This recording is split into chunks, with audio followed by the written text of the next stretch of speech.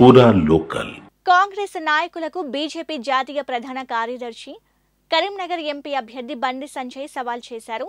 ఎన్నికల ప్రచారంలో భాగంగా 6 గ్యారంటీల్లో మహిళలకు 2500, ఆసరా పెన్షన్ 4000, విద్యార్థి భరోసా ఇచ్చామని నిరూపించండి అని ఛాలెంజ్ విసిరారు. నిరూపిస్తే తాను పార్లమెంటు ఎన్నికల బరిలో నుంచి తప్పుకుంటానని ప్రకటించారు.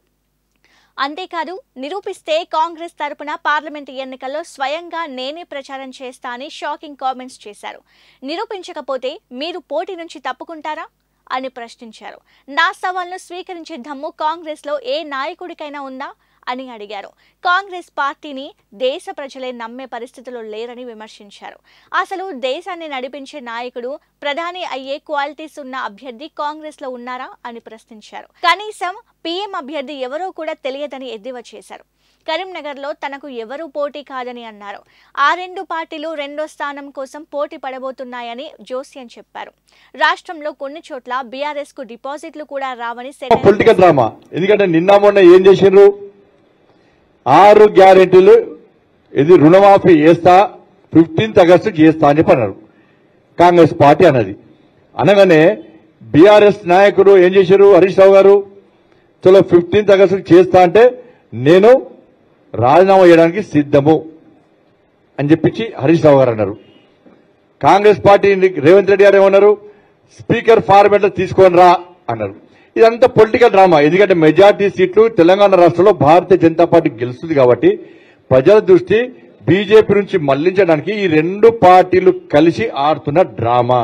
టీవీలలో బ్రేకింగ్ కోసం ప్రజల దృష్టి మళ్లించడానికి ఈ సంచలన ప్రకటన చేస్తూ వీళ్ళు మోసం చేస్తున్న విషయాన్ని తెలంగాణ సమాజం గుర్తుంచుకోవాల్సిన అవసరం ఉంది.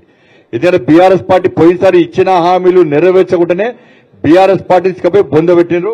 ఈ పార్లమెంట్ ఎన్నికల తర్వాత కేసీఆర్ గతంలో కాళోజీ గారి మాటలు చెప్పేది, ఈ ఎన్నికల తర్వాత బీఆర్ఎస్ పార్టీని ఇక్కడోడే మోసం చేసింది కేసీఆర్, ఇక్కడ మనల్నే మోసం చేసిన వాటి ఈ ఎన్నికల తర్వాత బీఆర్ఎస్ పార్టీని ఇక్కడ పాతాళంలోకి పరాయవాడు కాదు కేసీఆర్ ఇక్కడోడే కాబట్టి ఇక్కడ బీఆర్ఎస్ పార్టీని పాతాళంలోకి తొక్కడానికి తెలంగాణ రాష్ట్ర ప్రజలు సిద్ధంగా ఉన్నారు.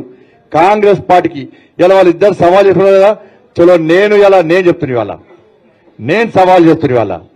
ఇవాళ కాంగ్రెస్ పార్టీ ఎన్నికల ముందు కాంగ్రెస్ పార్టీ 100 రోజుల లోపల 6 గ్యారెంటీలను అమలు చేస్తామన్నారు.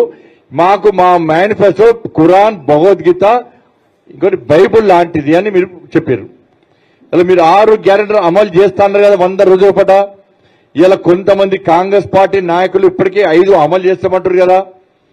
నేను సవాల్ చేస్తున్నా కాంగ్రెస్ పార్టీ నాయకులను, బీఆర్ఎస్ పార్టీ మర్చిపోరు, బీఆర్ఎస్ పార్టీని ప్రజలు పట్టించుకోలేదు.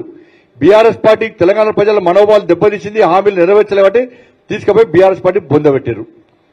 ఇలా నేను కాంగ్రెస్ పార్టీ నాయకులను నేను సవాల్ చేస్తున్నా, మీరు గనక మొన్న ఎన్నికల్లో ఇచ్చిన 100 రోజుల హామీలు నెరవేరుస్తా అని చెప్పి 6 గ్యారెంటీలు అమలు చేస్తానని ఇచ్చిన హామీ ప్రకారం మీరు తెలంగాణ రాష్ట్ర ప్రజల అకౌంట్లో, మహిళల అకౌంట్లో 2500 రూపాయలు మేము మహిళల అకౌంట్లో అందరికీ వేస్తాము, అర్హులందరికీ వేస్తామని చెప్పి మీరు నిరూపించండి.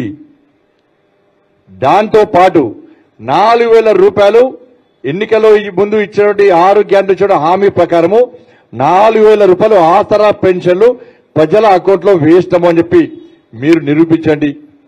5 లక్షల రూపాయలు విద్యార్థి భరోసా కార్డులు మేము అందరికి ఇచ్చామని చెప్పి మీరు నిరూపించండి.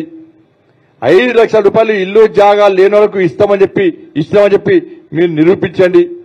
రైతులకు 500 రూపాయలు బోనస్ ఇచ్చినాం, తరుగు తాళ్ళు లేకుండా కొనుగోలు ప్రారంభించినాం అని చెప్పించి మీరు నిరూపించండి.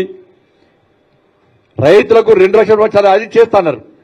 15,000 రూపాయలు రైతులకు భరోసా కల్పించే విధంగా వాళ్ళ అకౌంట్లో రైతులకు, కౌలు రైతులకు వేస్తామని చెప్పి మీరు నిరూపించండి.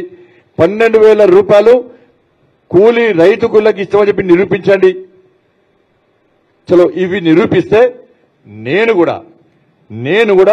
నేను చేస్తున్న పోటీ నుంచి తప్పుకోవడానికి నేను సిద్ధం.